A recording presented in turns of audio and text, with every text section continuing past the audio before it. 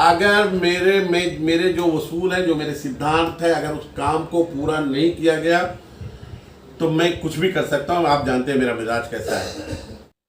मैं नदीम डारी और आप देख रहे हैं ब्लैक बम्बू। मुमरा की सियासत में इस वक्त जो हलचल मची हुई है वो आपने कल देखा मुख्तलिफ न्यूज़ चैनल्स के माध्यम से कि राष्ट्रीय कांग्रेस पार्टी शरद पवार गुट के कलवा उमरा विधानसभा के कुछ मेंबर्स, कुछ सीनियर नेता, कुछ माजी नगर सेवक, इन लोगों ने राष्ट्रवादी कांग्रेस पार्टी अजीत पवार गुट में प्रवेश किया है, शामिल हुए।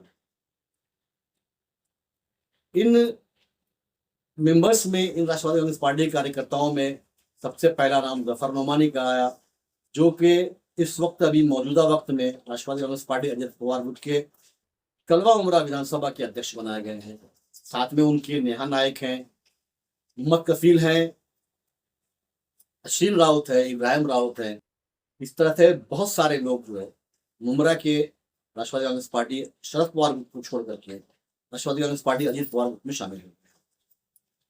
हमने आज इस सिलसिले में जफर नोमानी से जानना चाहा कि आखिर उनकी क्या वजह है कि उन्होंने इस पार्टी को छोड़ करके दूसरी पार्टी में शामिल हुए, क्या कहा उन्होंने इस मामले में, हम आपको दिखाएंगे। साथ में आपको बताएं कि जफर नोमानी ने एक प्लान बनाया मुमरा के डेवलपमेंट का, वो भी आप देखेंगे इस फिल्म में। ऐसे तमाम अपडेट्स के लिए हमारा चैनल ब्लैक बम्बू सब्सक्राइब करें, वीडियो को लाइक और शेयर करें।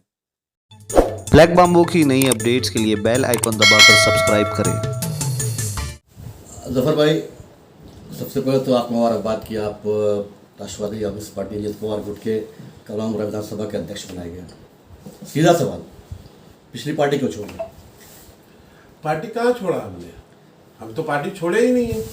हम समाजवादी पार्टी से जब आए थे तो घड़ी के सिंबल पर आए थे, ये घड़ी की निशानी पर, और लोगों ने हमको इसी पर चुना था। हम यही हैं, हम तो नहीं गए कहीं पर। हम तो ये तो तावील हो गई। आप शरद पवार गुट में थे, आपने एंट्री की है अजीत पवार गुट में। वो बड़े लोगों की लड़ाई है। हम आज भी बोल रहे हैं हम राष्ट्रवादी में हैं, राष्ट्रवादी में थे, घड़ी सिंबल पे थे, घड़ी से ही जीते हैं, घड़ी में ही। हम कहीं नहीं गए, लोग चले गए, हम नहीं गए कहीं। एक आपकी छवि एक सेकुलर पॉलिटिशियंस की मानी जाती है। आप मुस्लिम कॉज पे ख़ास तौर से आप तेजी से आवाज़ उठाते हैं। एक ऐसी पार्टी जिसने हिंदुत्व के जो पैरोकार, जो फॉलोअर्स है, उनके साथ मिलकर सरकार बनाई है, कैसे आप कर पाएंगे? आप मेरी आवाज़ को कोई दबा नहीं सकता।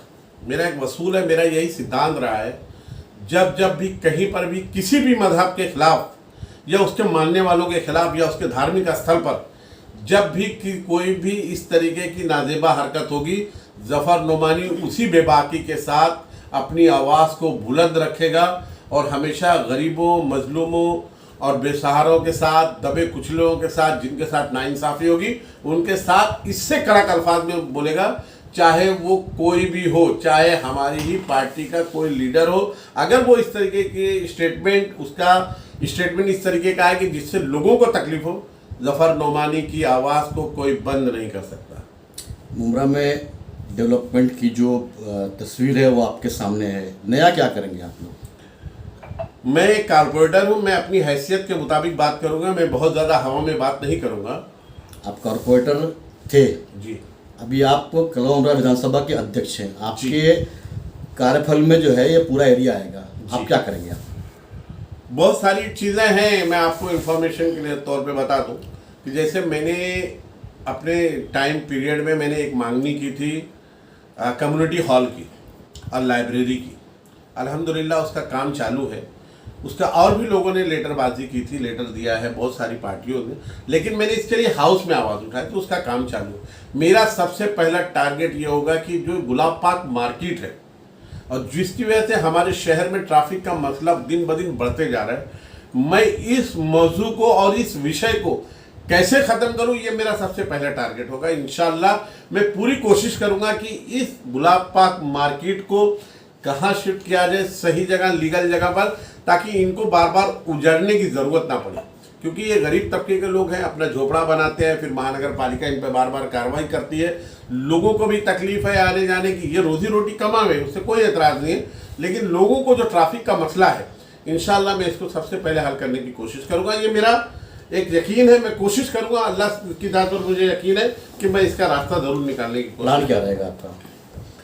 प्लान ये है कि एक्चुअली मैं आज कल ही तो मुझे पोस्ट मिली है, मैं इस बारे में हमारे जो गट नेता हैं थे और अभी राष्ट्रवादी पार्टी के जिम्मेदार नजीब मुल्ला साहब जो अभी हमारे सरपरस्त हैं और आनंद प्रांतवे साहब, मैं इस पर डिस्कस करूंगा कि इसका बेहतर रास्ता क्या हो सकता है। इंशाल्लाह उसके बाद मैं आपको उसका जवाब दे दूँगा। क्या कहेंगे जिस तरह से विकास के काम मुमरा में दावे किए जाते हैं कि विकास हो रहा है, उसको देखते हुए आप अगला कदम क्या उठाएंगे? जिस तरह से काम बाकी रह गया, जैसे कि कब्रिस्तान का मामला हो गया या फिर हॉस्पिटल हो गया, इसको देखते आप क्या करेंगे? नहीं, जो काम पेंडिंग है, देखिए मैं किसी पर थाना कशी छीटा कशी करने के लिए नहीं बैठा हूँ और ना मेरा ये वसूल रहा है। मैं कभी किसी के ऊपर ताना कशी और छीटा कशी नहीं करता। जो बचे हुए काम हैं, चाहे वो कब्रिस्तान का मामला हो, चाहे वो हॉस्पिटल का मामला चल रहा है, बहुत सेंसिटिव मामला है, और हमारे शहर में पानी का बहुत बड़ा इश्यूज है, जिसकी वजह से देखिए कितना तमाशा हो रहा है हर जगह पर। इस तरीके की जो भी काम पेंडिंग बचे हुए, मैं कोशिश करूंगा कि मुझे जो जिम्मेदारी दी गई है और आवाम की ताकत के बदौलत और अल्लाह ताला की अगर मर्जी रही तो इंशाल्लाह बचे हुए कामों को मैं पूरा करने की कोशिश करूंगा। आपने एक इंटरव्यू में कहा था हमको टोरेंट को लेकर कि सरकार की जिम्मेदारी है कि वो उसको हटा सकती है। अभी आपकी सरकार है, क्या फैसला होगा टोरेंट को लेकर के आपकी पार्टी? टोरेंट से मैं पहले जितनी नफरत करता था उससे कहीं ज़्यादा नफरत आज भी करता हूं। अगर मेरा बस चले, और मैं अभी इस पर कल मैंने अजीत दादा पवार को एक लेटर दिया है जिसमें मैंने 3 से 4 चीज़ों की मांगनी की है। सबसे पहले पीडी का बिल जो है ज़बरदस्ती जो वसूली किया जा रहा है, इसको बंद किया जाए, इसको माफ़ किया जाए। और जो MSCDCL के पुराने बिल, रनिंग बिल है, जिनके मीटर है, और पुरानी MSCDCL की भी बिल है और टोरेंट की भी बिल है। ठीक है, टोरेंट की बिल है वो आप टोरेंट की बिल लीजिए, लेकिन MSCDCL की जो बिल है उस पर 100% इंटरेस्ट माफ़ किया जाए। और जितने भी पूरे महाराष्ट्र में धार्मिक स्थल हैं, चाहे वो मस्जिद हो, मंदिर हो, गिरजाघर हो और दरगाह हो और रजिस्टर्ड हो, उनकी सारी बिलों को माफ़ किया जाए, उनको फ्री ऑफ कॉस्ट में लाइट दी जाए। और एक बात और, मैंने सबसे अहम बात उसमें कहा है, लेटर में मैंने जो दिया है, मैंने कहा है कि जिस तरीके से कुछ स्टेटों में 200 बिजली यूनिट फ्री है, हमारे यहाँ महाराष्ट्र में हम लाडली बहन योजना ला रहे हैं, हम लाडली भाई योजना ला रहे हैं। तो हम ये चाहते हैं कि जब हम पैसा लोगों को दे ही रहे हैं तो क्यों ना हम उनकी बिजली को माफ़ कर दें। अगर 200 यूनिट पूरे महाराष्ट्र के लोगों की बिजली माफ़ हो जाएगी तो कम से कम गरीब को तो बहुत आसरा हो जाएगा इंशाल्लाह। क्या उम्मीद की जा सकती है कि आपके पार्टी की तरफ से आपके ज़रिए मुमरा में जो रुके हुए डेवलप के काम हैं वो पूरे किए जाएंगे? कोशिश हम पूरी करेंगे इंशाल्लाह। अल्लाह से दुआ करिए कि आप लोग हमारे साथ रहिए, क्योंकि आप भी मुमरा के पहले पर्सन हैं, बाद में मीडिया पर्सन हैं। हम चाहते हैं आपका साथ रहा और तमाम लोगों की दुआएं रही तो इंशाल्लाह मैं फिर कह रहा हूँ, अगर मेरे जो वसूल हैं, जो मेरे सिद्धांत हैं, अगर उस काम को पूरा नहीं किया गया तो मैं कुछ भी कर सकता हूँ। आप जानते हैं मेरा मिजाज कैसा है।